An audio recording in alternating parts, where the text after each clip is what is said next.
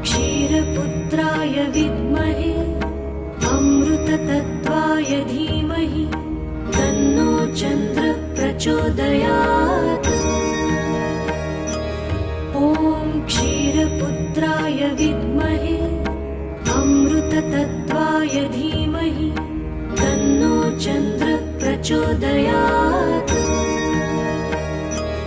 ॐ क्षीरपुत्राय विद्महे अमृततत्त्वाय धीमहि तन्नो चन्द्रः प्रचोदयात्।